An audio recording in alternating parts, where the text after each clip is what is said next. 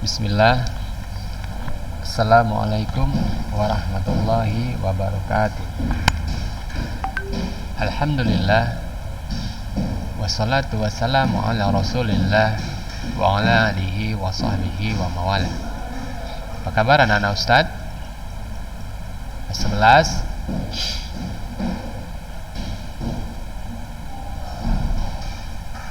Baiklah, saya harapkan semua antum dalam keadaan sehat, selalu dalam lindungan Allah Subhanahu wa taala, dan tetap semangat dalam mengikuti pembelajaran kita ini.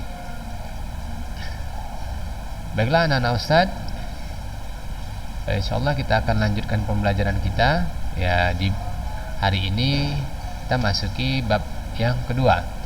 Tetapi Ustaz ingin ingatkan kepada antum semua, untuk materi-materi di bab pertama, ya hendaknya antum sudah betul memahami dan dapat mengerjakan tugas-tugas yang sudah Ustaz berikan. Ya. Jadi kita sudah memasuki tentang materi kerajinan dari limbah berbentuk bangun ruang. Ya, ada beberapa teman antum yang sudah mengirimkan tugas-tugasnya kepada Ustadz, ya, berupa sebuah karya, ya, yang dibuatnya dari limbah berbentuk bangun ruang. Ya, hendaknya anak-anak Ustadz yang belum mengumpulkan, Ustadz tunggu agar bisa mengerjakannya. Ya, ini ada contoh-contoh yang Ustaz ingin ulangkan sedikit, ya. Tentu banyak hal yang bisa kita buat anak-anak Ustaz, ya. Nah, ini juga termasuk dari limbah, ya. Kemudian ini untuk perhatikan limbah-limbah apa saja yang ada di lingkungan sekitar antum dan bisa antum manfaatkan sebagai benda kerajinan.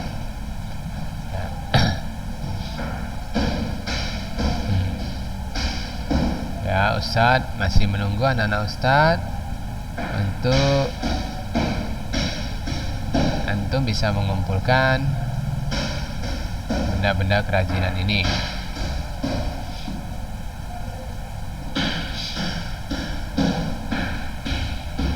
Baiklah anak-anak Ustaz, kita langsung masuk di bab yang kedua hari ini.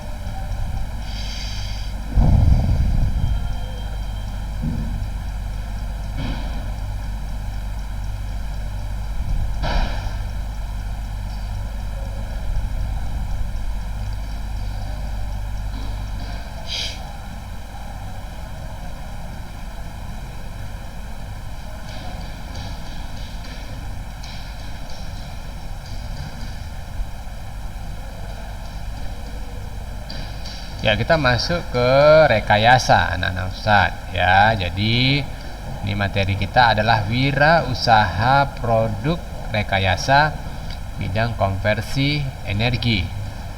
Ya, jadi di sini ada perencanaan usaha produk, ya, peralatan konversi energi. Kemudian sistem produksi usaha konversi energi. Kemudian kita akan menghitung titik impas atau break even point, ya, bidang konversi energi. Tahap promosi produk hasil usaha, ya, produk peralatan konversi energi. Kemudian laporan kegiatan usaha produk peralatan konversi energi. Jadi anak-anak Ustaz, tujuan dari pembelajaran ini adalah nantinya antum, ya, bisa berpikir kemampuan kreatif untuk membuat produk rekayasa, ya. Kemudian antum juga bisa nanti mendesain atau membuat produk serta pengemasan produk rekayasa konversi energi ini. Baiklah, wirausaha rekayasa bidang konversi energi. Ya. Saya akan jelaskan sedikit ini. Energi merupakan kemampuan untuk melakukan kerja. Ya, jadi kita selalu membutuhkan energi. Energi dapat dikonversikan atau berubah dari bentuk energi yang satu ke bentuk energi yang lain. Ya, paham ya anak-anak Ustaz maksudnya ya. Jadi dia bisa dari satu bentuk ke bentuk yang lain. Energi dapat dipindahkan dari satu sistem ke sistem yang lain juga melalui gaya yang mengakibatkan pergeseran posisi benda. Ya. Sumber energi yang dimanfaatkan untuk kehidupan manusia dapat dibedakan menjadi energi baru, terbarukan, dan tidak terbarukan. Ya. Energi baru terbarukan merupakan sumber energi yang renewable, ya, atau dapat diperbarui. Di antaranya adalah biomasa, biogas, tenaga angin, fotovoltaik, panas, bumi, ya, dan air. Sumber energi yang tidak diperbarui adalah suatu sumber energi yang terpakai habis dan tidak dapat diciptakan kembali. Ya, sumber yang tidak dapat diperbarui diantaranya adalah bahan bakar fosil seperti minyak bumi, gas alam, dan tambang. Ya, ini anak-anak Ustaz yang tidak bisa kita perbarui. Energi baru terbarukan disebut dengan sustainable energi, yang berarti tersedia dalam waktu jauh ke depan. Sumber energi yang dapat cepat terisi kembali oleh alam melalui proses berkelanjutan seperti ditunjukkan pada gambar ini anak Ustaz tentang terbarukan energi, ya. Ada yang terbarukan menjadi energi dan tidak terbarukan lagi, tidak bisa lagi. Ya, jadi ini memang gambarnya agak sedikit kecil ya anak Ustaz. Ya, ini energi fosil ya, tidak dapat terbarukan. Ya. Nah, ini energi yang dapat terbarukan. Ini yang tidak dapat terbarukan fosil, kemudian nuklir ya. Ini seperti minyak bumi ya. Kemudian energi air ya. Energi laut ini ya.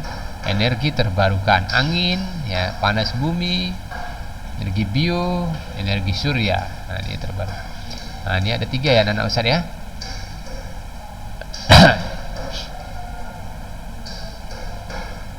Nah, sumber energi panas dalam proses konversi dapat menghasilkan energi listrik yang merupakan salah satu bentuk energi yang terluas dalam pemakaian energi. Proses mendapatkan tenaga listrik ini melalui proses pembangkit listrik dengan metode menggunakan bahan bakar berupa batu bara, minyak bumi, gas, uranium untuk menghasilkan panas. Ya, panas diubah menjadi uap melalui pipa dan turbin, di mana energi panas diubah menjadi energi mekanik. Nah, ini paham anak Ustaz ya. Jadi energi mekanik ini digunakan untuk menjalankan generator yang dapat menghasilkan listrik. Nah, jadi pembangkit energi listrik ini ya, dengan menggunakan energi ini tidak terbarukan ya, sudah mulai dikurangi untuk saat ini. Jadi alternatif yang dikembangkan adalah energi baru terbarukan yang ramah terhadap lingkungan. Nah, ini sekarang ya anak-anak Ustaz ya, yang lagi dikembangkan ya adalah energi alternatif, energi baru dan yang terbarukan, dan juga yang ramah lingkungan. Nah, konversi energi juga banyak kita jumpai dalam kehidupan manusia dalam menjalankan aktivitasnya. Begitu pula dalam kegiatan di sekolah. Jika Ananda atau menjalankan kegiatan upacara bendera setiap hari Senin ya, di mana pembina upacara memberikan amanat yang digunakan untuk alat pengeras suara, mikrofonnya anak Ustaz ya. Sistem pada pengeras suara terdapat komponen mikrofon, amplifier, dan speaker. Nah, sistem ini ya, menggunakan transducer, yaitu sebuah alat yang dapat mengkonversi energi, yaitu mengubah energi dari satu bentuk ke bentuk lain. Ya, mikrofon sebagai transducer input mengubah energi suara menjadi energi listrik yang berupa sinyal input diproses pada amplifier listrik menjadi sinyal output. Sinyal output diterima speaker sebagai transducer output, yaitu mengubah energi listrik menjadi energi suara. Nah, ini anak-anak Ustaz ya. Jadi perubahan dia energinya. Nah, proses manufacturing yang menggunakan sensor dalam produksi juga tidak terlepas dengan kegiatan yang berkaitan dengan konversi energi. Sensor adalah alat yang digunakan untuk mendeteksi dan berfungsi sebagai transducer yang digunakan untuk mengubah variasi mekanik, magnetis, panas, sinar, dan kimia menjadi tegangan dan arus listrik. Ya. Jadi anak-anak Ustaz, mikroprosesor yang berperan sebagai otak dalam sistem otomatis dan arus listrik. Industri menggunakan sensor yang dapat diekuvalen dengan mata, pendengaran, hidung, lidah pada manusia. Sensor optik diekuvalen dengan mata dan panca indera, mikrofon ekuvalen dengan pendengaran, ya. Hidung ekuvalen dengan sensor gas. Dan masih banyak ragam sensor yang dapat digunakan sesuai dengan kebutuhan satu proses pengendali otomatis. Di antaranya seperti penghitungan jumlah barang produksi, pengisian botol, pintu otomatis yang menggunakan sensor-sensor photoelectric counter. Ya. Paham ya anak-anak Ustaz sampai sini? Jadi kita nih sekarang banyak sekali ya maksud Ustaz, kita sangat butuh nih dengan perubahan-perubahan energi ini, ya, yang dapat memudahkan kita dalam kehidupan kita sehari-hari, ya kan? Misalnya banyak sekali ya anak-anak Ustaz ya, kalau kita lihat aja nih, misalnya kalau kita pergi di mal-mal atau di perkantoran ya, sekarang pintu ketika kita lewat sudah ada sensornya, langsung otomatis terbuka ya. Jadi memang perubahan energinya ya, jadi sangat memudahkan kita dalam kehidupan sehari-hari ya. Jadi pemetaan peluang dan perlu dikembangkan dalam usaha bidang konversi energi ya, diantaranya ya menemukan peluang dan potensi usaha yang dapat dimanfaatkan, mengetahui besarnya potensi usaha yang tersedia dan berapa lama usaha dapat bertahan. Nah, ini anak-anak Ustaz perlu juga memperhatikannya, pemetaannya ya, kira-kira berapa lama bertahan ya, usaha yang akan kita nanti buat.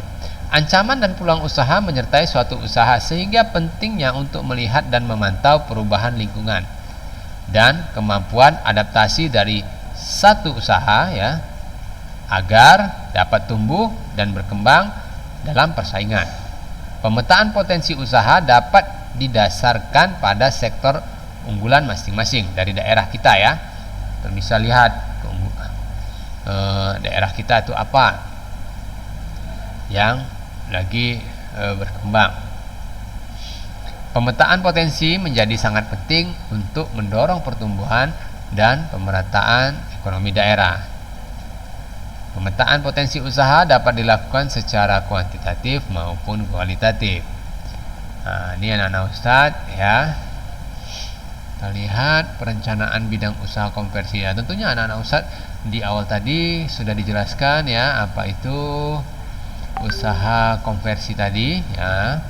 Ada bentuk-bentuk energi ya, yang bisa diperbarui dan tidak diperbarui, yang terbarukan ataupun yang tidak terbarukan. Nah, jadi sebelum kita masuk ke materi berikutnya, saya harapkan antum sudah memahami hal ini ya.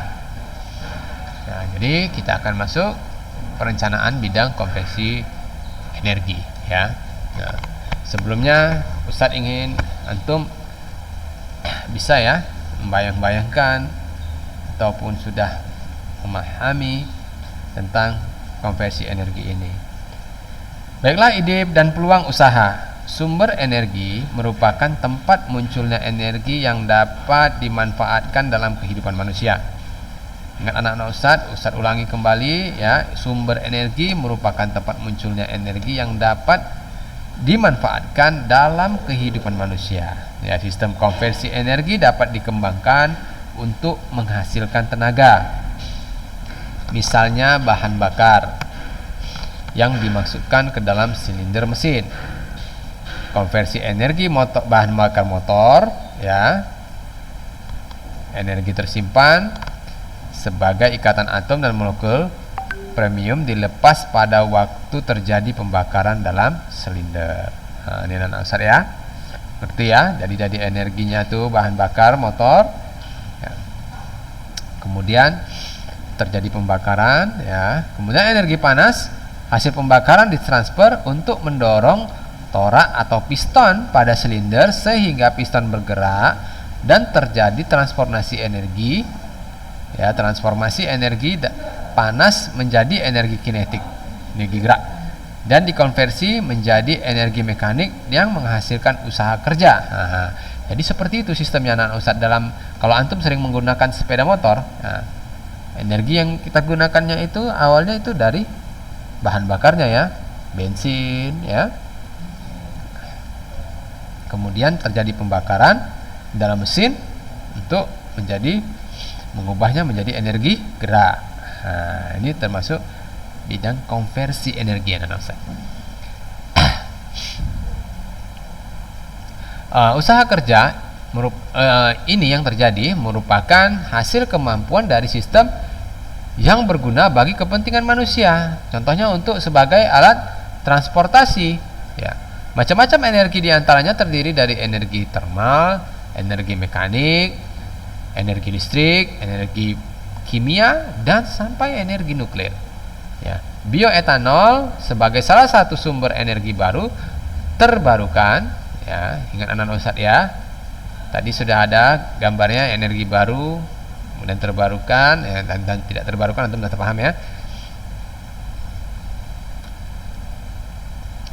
Ya, adalah cairan biokimia dari proses fermentasi gula dari sumber karbohidrat menggunakan bantuan mikroorganisme, dan proses pembuatan mengalami 3 tahapan, yaitu menyediakan bahan baku, kemudian proses fermentasi atau permurnian. Kebutuhan komoditas bahan baku pembuatan etanol seperti tebu, singkong, dan sagu diperkirakan meningkatkan ya di masa mendatang untuk pembuatan etanol pencampur bahan bakar minyak. Nah, ini anak Ustaz ya, kalau kita tahu tuh bahwa sekarang minyak bumi itu ya adalah sumber energi yang tidak terbarukan ya kan anak Ustaz ya. Tetapi ini dengan adanya bioetanol ya, yang bisa dijadikan juga sebagai ya energi ya, bahan campur sebagai pencampur bahan bakar. Nah, karena bahan-bahannya ini dari tebu, singkong, ataupun dari gula ya, dari tebu maksud Ustaz ya. Sagu. Ya, yang mungkinnya ini bisa kita barukan ya. Jadi energi, sumber-sumber energinya bisa dibarukan. Kemudian biogas juga sebagai sumber energi baru terbarukan anak Ustaz, yang bersih diproduksi dari kotoran hewan, manusia yang dicampur dengan air kemudian diaduk dan dimasukkan digester untuk menghasilkan gas bio. Nah, gas ini juga bisa ya anak Ustaz dihasilkan dari kotoran-kotoran.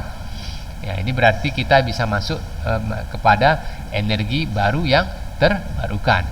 Jadi sumbernya bisa kita ciptakan kembali ya. Seperti misalnya antum membuat dari kotoran-kotoran hewan ya.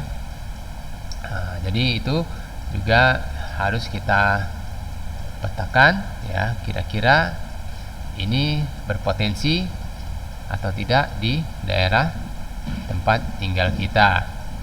Nah, kemudian yang kedua anak Ustaz, ini adalah sumber daya yang dibutuhkan ya. Sumber daya pada usaha produk rekayasa bidang konversi energi meliputi, ini tentunya anak-anak Ustadz masih ingat apa itu ya, 6M ya, manusianya, man, money, material, mesin, metode, caranya, dan market pemasaran sebagai sumber usaha konversi energi. Kreativitas manusia sebagai sumber daya ekonomi yang memiliki nilai dan dimanfaatkan yang tinggi untuk peningkatan perekonomian di Indonesia. Nah, jadi industri kreatif merupakan salah satu solusi dalam pemanfaatan kreativitas, keterampilan, serta bakat individu untuk menciptakan kesejahteraan dan lapangan pekerjaan dengan menghasilkan daya cipta kreasi seorang. Ini anak-anak Ustadz ya, kita tuh harus ya memiliki keterampilan anak-anak Ustadz ya. Kita perhatikan, kita berbakat di mana, kita akan munculkan. Perkembangan industri kreatif dapat membawa arena baru untuk terus meningkatkan kreativitas dan inovasi bagi sumber daya manusia yang ada.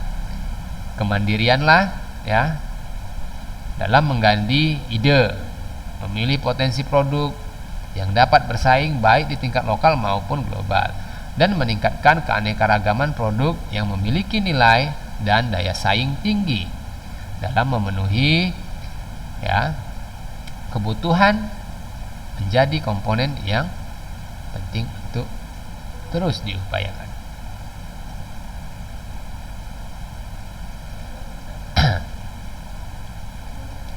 Baiklah anak-anak Ustadz, ini sumber daya yang dibutuhkan ya. Ya tentunya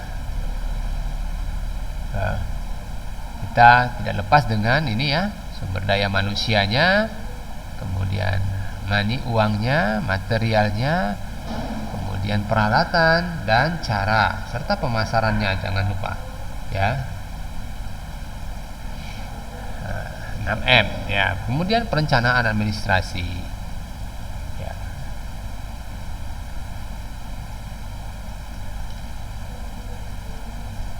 Jadi, proses produksi merupakan kegiatan yang bertujuan untuk menambah kegunaan satu barang dan jasa dengan menggunakan faktor-faktor produksi yang berupa bahan baku, tenaga kerja, peralatan, dan dana.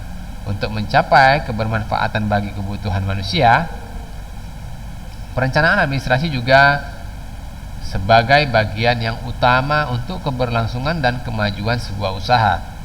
Ya, jadi perlu anak-anak Ustadz administrasinya, sistem administrasi yang teratur, menjaga alat untuk menganalisa kinerja usaha, penataan dan pembukuan yang baik. Ya anak-anak Ustadz ya, kita perlu ya adanya perencanaan dan administrasinya. Nah, yang pertama adalah ini menentukan jenis dan kualitas produk. Langkah awal dalam pelaksanaan proses produksi adalah perencanaan produk atau komoditi yang akan diusahakan. Misalnya produk dari hasil pembangkit listrik sederhana, hasil dari konversi energi dari sumber energi baru terbarukan yang berupa sinar surya, air, angin, panas bumi, dan lain-lain. Dengan diharapkan produk tersebut dapat dipasarkan serta hasilnya memberikan keuntungan juga dapat berlangsung dalam jangka panjang. Ini anak-anak Ustadz ya, ini penting langkah awal dalam pelaksanaan proses produksi, merencanakan produk ya. Kalau misalnya kita bisa memanfaatkan ya sumber energi baru terbarukan seperti sinar surya matahari ya, kemudian air, angin untuk menghasilkan energi listrik ya, tentunya ini hal yang sangat menarik ya, dan energi ini sangat dibutuhkan ya. Apalagi ya kita dengar ya, di wilayah kita ini ya akan ada pemadaman listrik misalnya ya, bergilir. Tentunya hal seperti ini menjadi sebuah solusi ya, dan sangat dibutuhkan oleh masyarakat. Nah, jadi jika kita bisa membuat sebuah produksi pembangkit listrik yang dari energi baru terbarukan sumbernya, tentu ini sangat ya membantu sekali. Perencanaan produk ini bukan hanya merencanakan produksi, tetapi juga proses-proses yang memungkinkan produk tersebut terwujud. Yakni apa? Satu, produk yang akan dihasilkan harus yang memungkinkan dapat memberikan manfaat bagi kesejahteraan masyarakat. Saya rasa kalau kita membuat sebuah energi listrik itu sangat dibutuhkan oleh masyarakat dan sangat bermanfaat. Produk yang dihasilkan berupa energi listrik yang diperoleh dari sumber energi baru dan terbarukan. Ya, energi baru terbarukan. Ya, jadi kita sudah tidak tergantung lagi ya dari energi listrik yang ada. Ketiga adalah persyaratan produk yang akan dihasilkan harus sesuai dengan mutu produk yang diinginkan konsumen pengguna produk tersebut. Nah, ini tentunya kualitasnya yang bagus ya anak-anak Ustadz ya. Ya, jadi antum buatnya dengan kualitas yang baik ya. Baiklah anak-anak Ustadz, karena waktu kita sudah habis, mungkin pembelajaran kita hari ini sampai di sini saja anak-anak Ustadz ya, sampai menentukan jenis dan kualitas produk. Insya Allah pekan depan kita akan lanjutkan kembali. Ustadz ingatkan kepada antum semua, jangan lupa untuk materi-materi di bab pertama segera diselesaikan tugas-tugasnya. Baiklah, Ustadz cukupkan pembelajaran kita sampai di sini. Mudah-mudahan apa yang Ustadz sampaikan dapat menjadi ilmu yang bermanfaat dan dapat menambah wawasan antum. Ustadz akhiri dengan subhanakallahumma wa bihamdik asyhadu an la ilaha illa anta astaghfiruka wa atubu ilaik. Assalamualaikum warahmatullahi wabarakatuh.